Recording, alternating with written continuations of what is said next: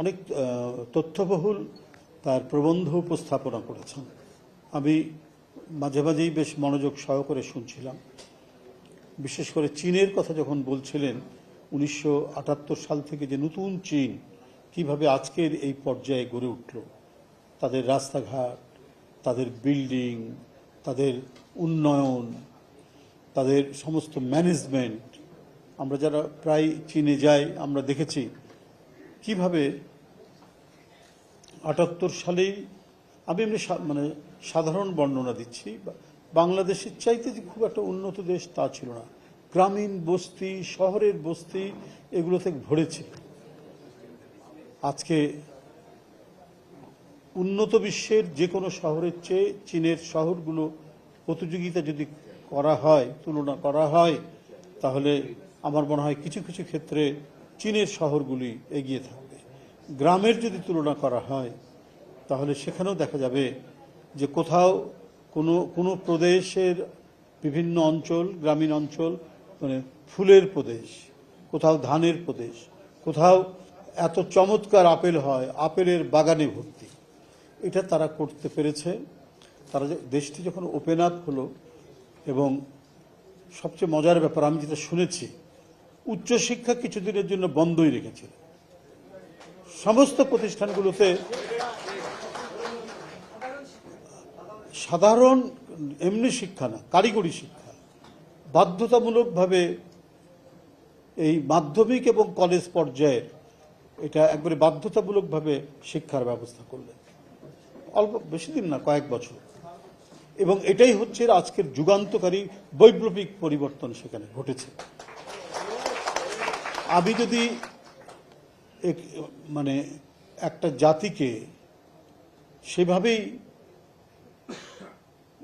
বর্ণনা যতটুকু করেছি সাদা চোখে দেখা, তো এই সাদা চোখে বর্ণনার থেকেই আমার মনে হয় যে আমরা একটি সেক্টরকে, একটি খাতকে আমাদের পাশ দিয়েই হেঁটে যাচ্ছে, কিন্তু আমরা অতটা যে জরুরি, অতটা যে গুরুত্বপূর্ণ, এটা আমরা সেইভাবে ভাবতে পারছি না। এই ভাবতে না পারার কারণে আমরা মানে এগিয়ে যাওয়ার ক্ষেত্রে অনেকটা থমকে আছি। এটা আমাদের থাকা যাবে না। শহীদ রাষ্ট্রপতি জিয়াউর রহমান যে উদ্যোগ গ্রহণ করেছিলেন, এখানে মূল প্রবন্ধ পাঠক যেটি বলেছেন সেই ধারাটা অব্যাহত রেখেছিলেন বেগম খালেদা জিয়া, সেটাও তিনি বলেছেন। অনেক তথ্য আজকে এখান থেকে পেয়েছি।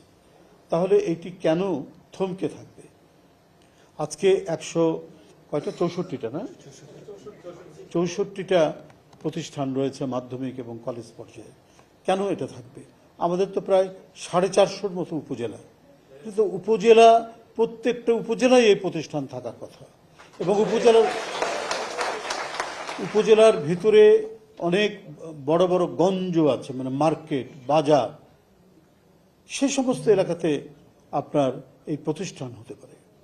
এবং সবচেয়ে ইন্টারেস্টিং ব্যাপার হচ্ছে, আমরা যদি মানে একটি জাতিকে, আমাদের নিজের জাতিকে যদি আমরা একটা গড় কারিগরি শিক্ষার উপর দাঁড় করাতে না পারি, আমরা নিদারুণভাবে শোষণের শিকার হব।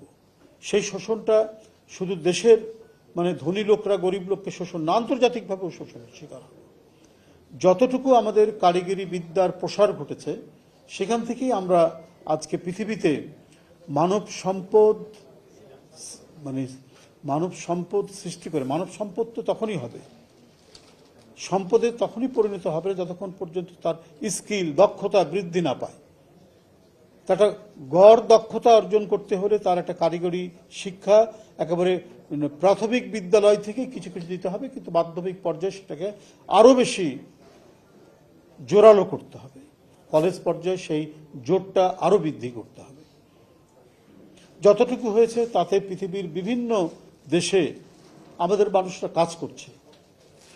আমাদের মানুষরা সেখানে নানা পেশার সাথে যুক্ত রয়েছে। কিন্তু আমরা যদি এখান থেকেই তাদেরকে গড়ে তুলতে পারতাম, তাহলে তাদের যে দক্ষতা এবং সেখানে প্রতি ঘন্টায় এখন তাদের যে উৎপাদনশীলতা, সেই উৎপাদনশীলতা আরো বৃদ্ধি পেত।